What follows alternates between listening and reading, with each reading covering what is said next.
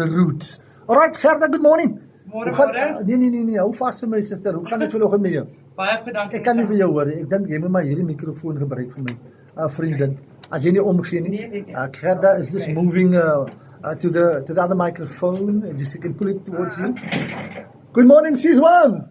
Morgen, Sisi. Hallo. Ja, nee, ons groet sommer mense wat buitekant is loop. Jy gesien dat? Yes. Ja, nee, sy groet vir ons. Getroue luisteraar ook daar. If you just joined us, welcome to the Breakfast Show, Rise and Shine. We're busy with Gerda this morning. En Gerda, hartlik goeiemôre aan jou my groot vriend. Goeiemôre, luisteraars. Is goed om jou weer in die ateljee te hê. Baie dankie. Dis lekker om altyd te wees. Gewoonlik is altyd op 'n maandag saam, maar vandag gesels ons. Hoe was jou naweek? Rustig. Ja. Rustig, nee? Rustig. Nou, Gerda, weet jy wat, nee, ons ek geniet elke oombliekie saam met jou as ons so lekker saam gesels en vandag gepraat ons oor binne dierebeskerming. Yes. Ons doen. Ja. In ons organisasie met so. Kyk, ons wat kom by jou op as jy die woord dierebeskerming hoor? Nou dis hartseer gesigte agter tralies, 'n plek waar jy weet ongewenste diere hier gaan, maar vandag breek ons daardie mites nie, of daai stigma heeltemal oop.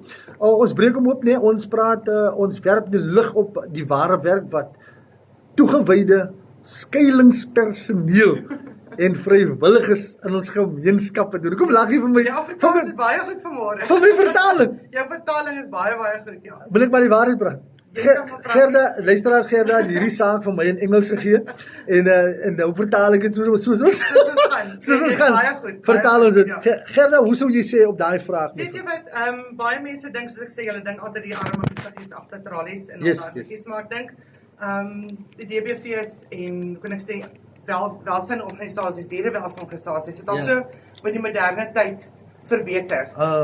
Dit lyk nie meer soos dit gelyk het, weet armsalig en al daai goedjies nie. Ek dink die fondsesameling wat organisasies doen altyd het meer verbeter in die organisasie. So dis skoon, is netjies.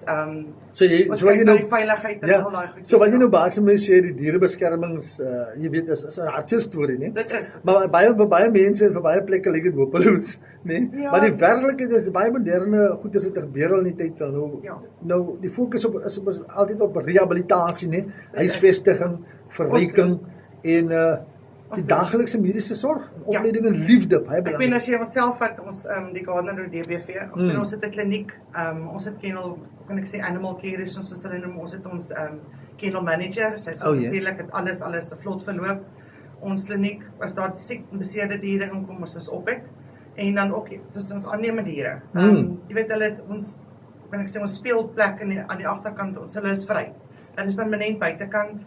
So jy hoef nie 'n gesiggie vas te kyk agter tralies nie. So weet jy wat, ek daag die mense uit om te kom kyk. Maar wie wat Gerda, ja nee, dis 'n goeie een dan. Mense moet maar kom kyk. Kom kyk vir jouself. Weet jy, ek het ook al eerstehandse ervaring daar. Ek het ook al gestap daar in 'n hele paar keer. Ek moes verhuis het van die een plek na die ander plek toe en daar was nie plek vir my honde nie. Toe moes ek van die een hond ontslaa raak nie. En dit was 'n hartseer storie. Ek kom by die DBV nee, daai vrou kyk my daar. Sy vra my, en nou se pas, kom lieg jy nou so hard, ek kyk gou af. Toe sy afkyk, toe sien sy staan die collie hond, sien jy, hy weet sommer nou, hy gaan nou, iets is fout, sien jy. En ek sê vir die ou kobaai, en sy sê my, joh, maar is 'n pragtige ou die, ek sê vir haar, nou, ek soek hy sê die ou man, en kan jy my glo, Gerda, daar het 'n oom ingestap, waar so blanke oompie stap, en hy sê, jong, wat maak jy met die ou? Ek sê, nee, kom gee die ou nou in, nou, want ek het nie meer plek vir hom nie, want ek verhuis en so aan, het is eintlik 'n hartseer oomblik. Hy sê nou, gee my gou 'n kans dat ek gou praat met die ou. En hy vat so aan die hond, sien jy, en vryf sy borsie en lek die ou, ek sê nee, hy ken jou nou. Hy sê my boetie, jy sal moet trap nou, want jy gaan nou net dinge erger maak. En ek het net daar geloop, sien jy, sonder om nog papiere en goedes in te vul. En hy vrou vir my gesê, "Sebas, as jy happy is, dan is ek happy." Oom, is jy happy? So maklik is dit. So maklik is dit. Weet jy wat, baie mense dink, hoe kan ek sê die diere daar by ons is kan ek sê vrede diere of hulle het iets fout gedoen. Ja. So dit is nie altyd die geval nie. Ja, nee, dit is altyd die geval, baie waar. Nou die aanneming is natuurlik ingewikkeld. Is dit 'n duur storie? Dis 'n bietjie duur. Maar die mense moet verstaan waarvoor hulle betaal. Okay, Baie mense het gesê onder die wan indruk dat omdat ons in die koerant of op Facebook en goed ons maak nie melding van die bedrag nie. Die rede daarvoor is as jy 'n regtige hond of 'n kat wil aanneem, gaan die onkoste vir jou saak maak. O ja. Ons die onkoste wat ons vra dan nou vir die aanneming van die dier. Jy moet onthou dis jou sterilisasie wat ingesluit is. Hulle kry 'n mikroskyfie in. Ons doen Dis 'n nuwe een vir my dan. Hulle almal word gemaak, ja. En dan obviously as ek sê ons gaan na jou huis toe, ons gaan doen 'n inspeksie. Dit kos geld, dit kos petrol en tyd. So jou eerste kan ek sê inentings, ontwurming word ingesluit. Jy kry 'n gesonde dier. Ja, absoluut. Nie net sommer 'n dier nie. So dit is waarvoor mense betaal. Dis nie net van jy weet jy maak geld uit die dier uit nie, glad nie. Ek meen as jy vat sê net maar die hond staan voor 2-3 maande in ons fasiliteit. Ja.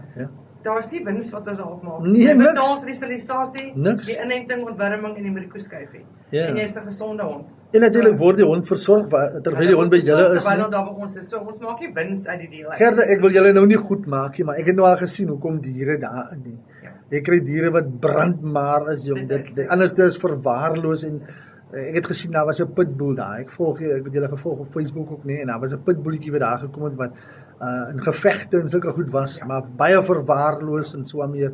Die hond was so skrikkerig en net op 'n edge. So jy kom net nader en sien jy tande. En daai hond seker so na 3 weke of so, toe sien jy al 'n verbetering en ek het gevolg.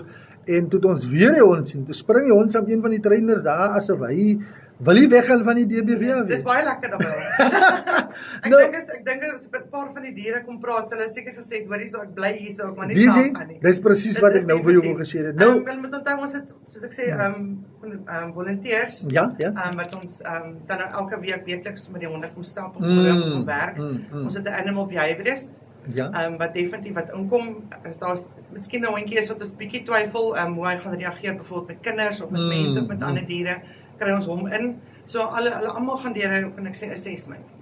So dit is hoekom ons aanneming dit dan moeilik maak. Baie mense sê dis moeilik, maar dit is nie. Ons wil die regte dier by die regte gesin plaas. Baie beslis. So as jy nou sportief is, so jy mos nou 'n hond wat saam met jou kan gaan stap en strand toe gaan. En as jy nou so gesê 'n couch potato is, dan soek jy mos iemand wat kan relax saam met. Cuddlepap en so. 'n cuddlepap. So ons doen ons uiters bes. Die mense moet asseblief kom maak 'n draai, kom kyk wat ons het en ons fasiliteite lyk en al goed, Ja, nee, beslis, kom maak 'n draai. Ons het nou so gepraat van my storie nie, dan sien ek ook hier baie 'n hoogtepunt wat jy ook hier neergepen het hierso. Jy sê, vat nou Maxus byvoorbeeld nie. Hy was 'n 3-jarige oue Mengras hond nie. By 'n plaaslike beskerming aangekom en nadat sy eienaar oorlede is, danksy die sorg en die netwerkpogings en vrywilligers het Max binne 'n week 'n liefdevolle huis gevind en spandeer nou sy dae aan staptoere en speel met nuwe gesin. Dis net 'n bietjie in effort. Kan in Afrikaans dink maar die moeite, net 'n bietjie moeite. Moeite, liefde en aandag. Ja, dis die klimaks daai. Dis die klimaks. Ek dink dis die einde daai nie. Maar wat sou jy sê Gerda, hoe kan luisteraars help?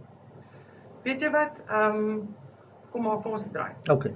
Behalwe dat daar mense is wat ons altyd nodig het vir fondsinsameling. Ons het altyd volunteers nodig om te kom stap, die katte te borsel om te speel, maar nie vergeet van die katte ook nie. Op hierdie stadium het ons 'n jong, kan ek sê baba donkie daar by ons. Baie oulik. En weet jy wat, ons het altyd iets om te doen. So ergens skakel jy in of dit 'n fondsinsameling is of om by die diere te kom stap en te speel en 'n bietjie aandag te gee. Daar is altyd iets. Ja, baie waar. Wie en vir die wat nou so lief is vir hulle phones en so aan, wat altyd op die foon is en so en op Facebook en so, daar's 'n interessante een hier by einde, ek hou van daai een, wat sê deel aanneembare diere op sosiale media.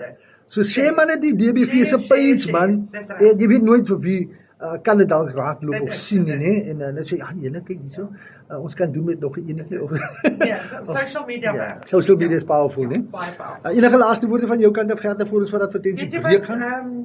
Adopt, dan shop. Kom maak 'n draai, kom kyk waaroor alles gaan, kom ontmoet die mense, kom ontmoet die inspekteure en dis dit. Daar sê goed, totsiens vir die mense Gerda. Totsiens almal. Daar sê